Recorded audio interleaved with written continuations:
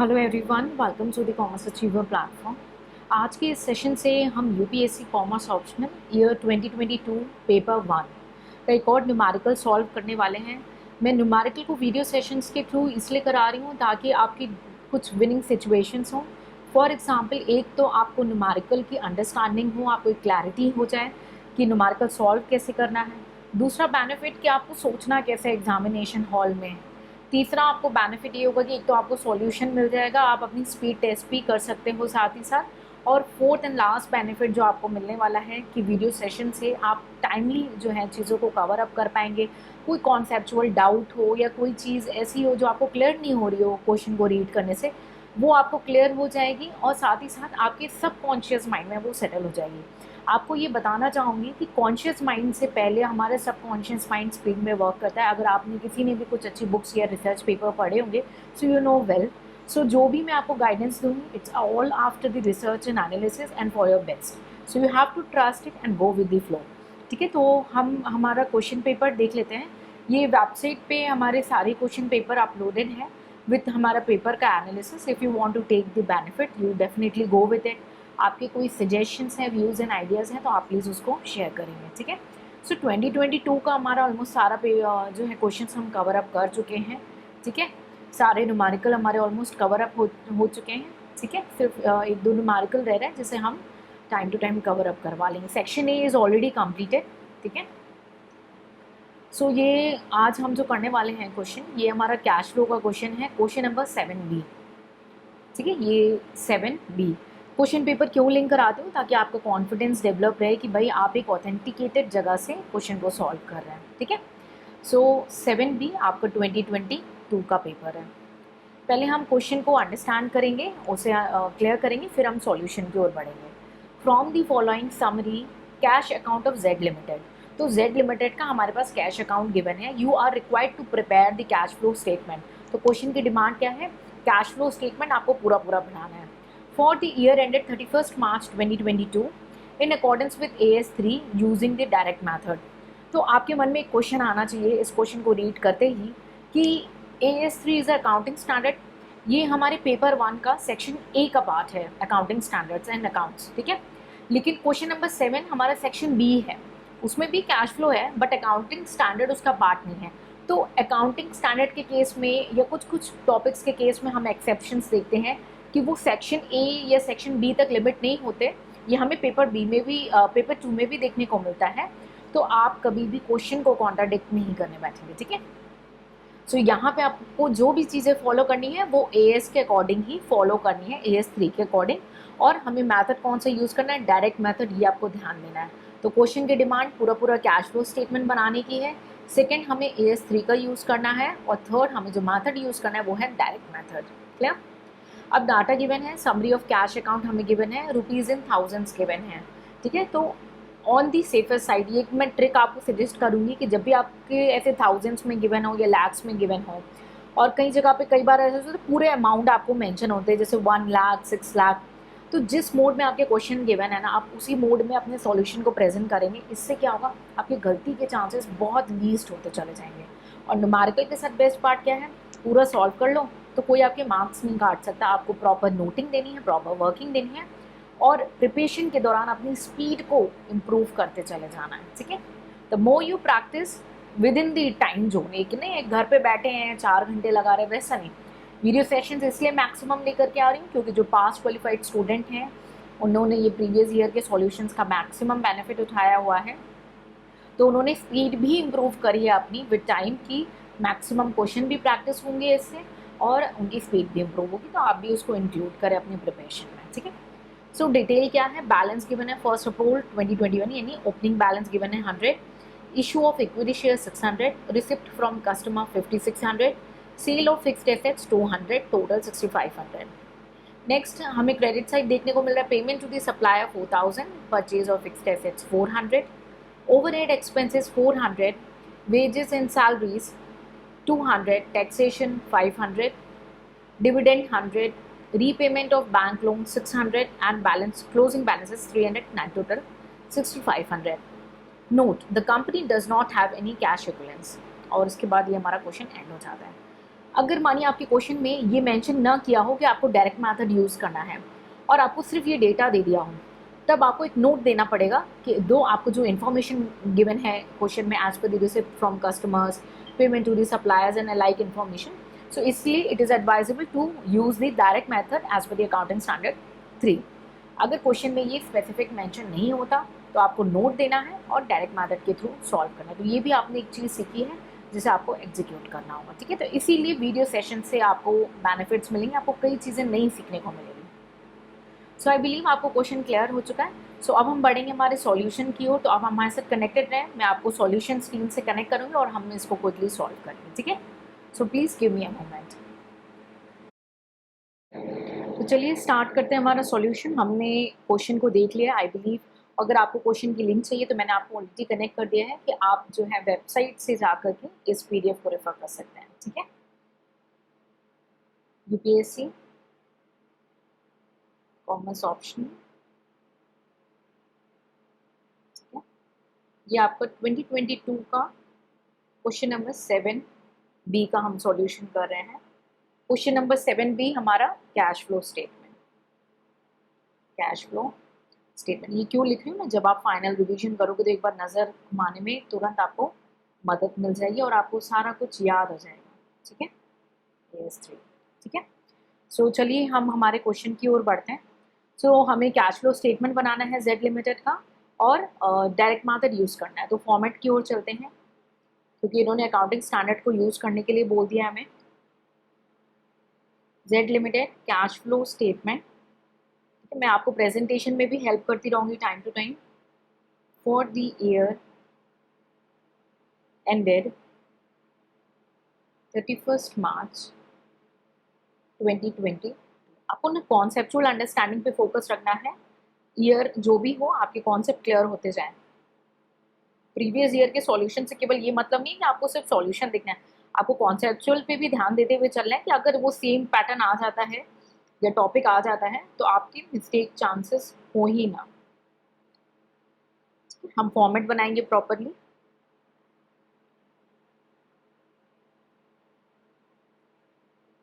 जैसे कि हमने ऑलरेडी डिस्कस किया था कि क्वेश्चन में जिस फॉर्मेट में दिया हुआ है अमाउंट्स को, उस फॉर्मेट में लिखने से हमारे मिस्टेक के चांसेस मिनिमम होते हैं।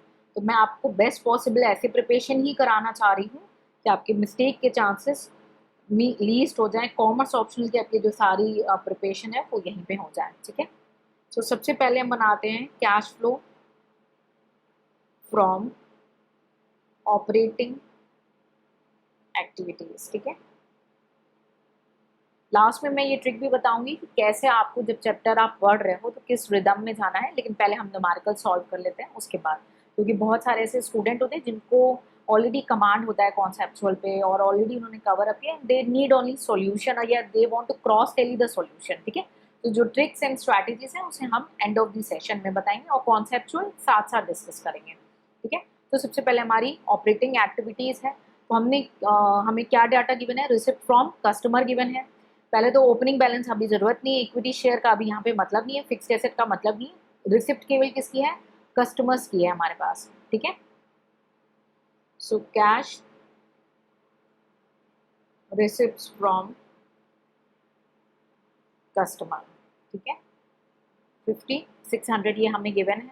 अब सारी पेमेंट साइड में हमें गिवन है तो हम क्विकली लिखते चले जाएंगे। Cash payment to supplier, I believe आपको ये क्लियर है ना, हम कस्टमर से कलेक्ट करते हैं जिनको हमने डेटर्स पे सेल किया, डेटर को क्रेडिट पे सेल किया, उनसे हमें पेमेंट मिलती है और क्रेडिटर्स को हम पेमेंट करते हैं 4000, ठीक है। उसके बाद हमने वेजेस इन सैलरी पे पेमेंट करी है, तो किसको पे किया है, cash paid to employees, that is your wages in salary. लेकिन हमें फॉर्मेट को ऑप्ट करना है AS3 के अकॉर्डिंग, इसलिए हम वेजेस इन सैलरी यहाँ पे नहीं लिख रहे हैं, पेमेंट टू एम्प्लॉयज लिख रहे हैं, ठीक है। उसके बाद ओवरहेड की पेमेंट है, कैश पेमेंट फॉर ओवरहेड, ठीक है। सो ओवरहेड में हमारा आई बिलीव यहाँ तक क्लियर हो रहा हो। सबसे पहले सप्लायर एडजस्ट कर लिया, फिक्स्ड एसेट से अभी मतलब नहीं है, ओवरहेड एक्सपेंस एडजस्ट हो गया आपका 400, ठीक है। क्वेश्चन पेपर में ना वो टिक लगाते जाना ताकि ये आइटम हो गया है तो आपसे मिस्टेक नहीं होती जाएगी। फिर वेजेस एंड सैलरी हो गया, उसको हटा दो। टैक्सेशन एंड में लगाएंगे ऑपरेटिंग के। उसके बाद डिविडेंड आपका फाइनेंसिंग एक्टिविटी है। बैंक लोन हमारा फाइनेंसिंग एक्टिविटी है, ठीक है। बाकी सारे आइटम्स आपके हो गए। नेट टोटल कर लेंगे प्लीज। 1600 1000 आ रहा है आपका। 1000 आपका cash generated, cash generated from operation, ठीक है। कैश जनरेट करिए। अब हम टैक्स का पेमेंट करेंगे। इनकम टैक्स, ये बहुत ही इजी क्वेश्चन आया है ये आपके एग्जाम में। 500 आपका गिवन है। अब देखिए सेम फॉर्मेट अगर आप ऑप्ट करते हैं जो आपके न्यूमेरिकल में गिवन है ना, तो उससे मिस्टेक के चांसेस लीस्ट हो जाएंगे। आप क्रॉस टैली भी करते जाओगे। Cash generated from operating activities, ठीक है। तो आपको कैश फ्रॉम ऑपरेटिंग एक्टिविटीज आ गया 500। यहाँ तक कोई डाउट हो तो फील फ्री टू आस्क, ठीक है। कोई भी चीज़ रटेंगे नहीं। प्रीवियस ईयर के सॉल्यूशन पे हमें केवल सॉल्यूशन को नहीं देखना है, हमें कॉन्सेप्चुअल अंडरस्टैंडिंग भी रखनी है, ठीक है। और बहुत छोटी छोटी बातें ध्यान रखनी है। कैश फ्लो फ्रॉम, हम अब नेक्स्ट करेंगे हमारा इन्वेस्टिंग एक्टिविटी, इन्वेस्टिंग एक्टिविटीज, ठीक है। तो हमारा परचेज का भी गिवन है, फिक्स एसेट्स का, और सेल का भी गिवन है। सो पहले परचेज के लिए हम पेमेंट करेंगे। Payment for purchases of fixed asset, कितना हमने पेमेंट किया 400। और फिर सेल से हमें रिसिप्ट हुई है तो प्रोसीड फ्रॉम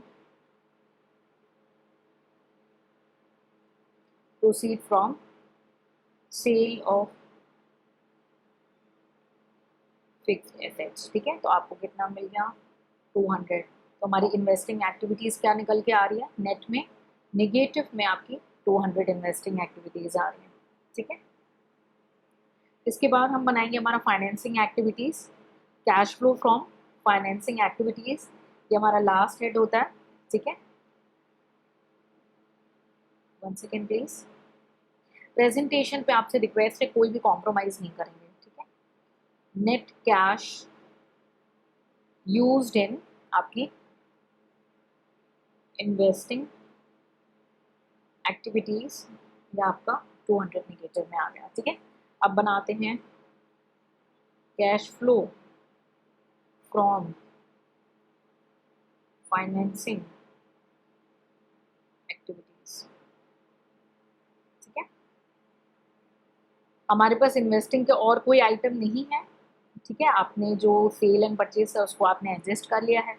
अब हम बढ़ेंगे हमारी फाइनेंसिंग एक्टिविटी में। सबसे पहले क्या गिवन है डेबिट साइड में, proceeds of issue of equity shares,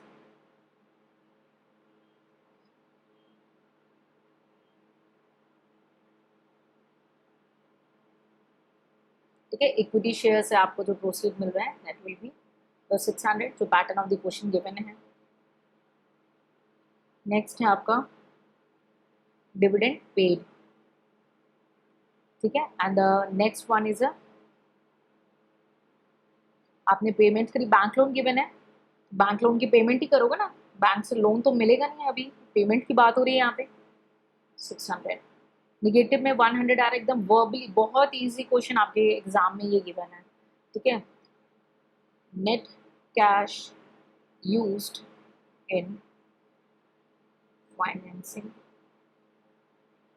activities, according to me as per my experience, इतने प्रीवियस ईयर पेपर्स को देखने के बाद, उनके सॉल्यूशंस के बाद, 22 इज़ वेरी इजी।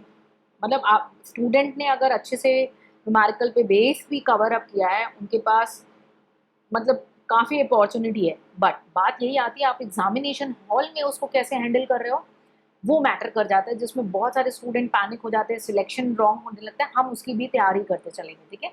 सो उसकी तैयारी में मेरी कोशिश रहती है कि मैं टेस्ट के दौरान कराऊँ कि स्टूडेंट को कंफ्यूज कर दूँ कि आपको 2 क्वेश्चन आते हैं दोनों हेड में, और आपको अब चूज क्या करना है, कौन सा आपको ज़्यादा बेस्ट तरीके से आता है। So that will be practice by the test, है ना। हम नेट कर लेंगे। तो नेट कैश यूज में हमारा आ गया निगेटिव 300 नेगेटिव है, 500 पॉजिटिव है, तो 200 पॉजिटिव आ जाएगा, सेटिस्फाइड होना। इंक्रीज है ना cash, net increase in cash, ठीक है। कैश इक्विवेलेंस गिवन नहीं है हमारे क्वेश्चन में, ऑलरेडी मेंशन, आपको नोट देने की जरूरत नहीं है क्योंकि ऑलरेडी गिवन है। कैश एट दी बिगनिंग, ठीक है। आपको आप ना ऑप्शनल पे अच्छी कमांड करो ना, एक लेवल का कॉन्फिडेंस आता है कि हाँ यार ऑप्शनल तो सेव है मेरा, है ना। तो बाकी पेपर पे ध्यान देना, तो यहाँ पे एनर्जी, टाइम, सारी चीजें सेव करनी है आपको।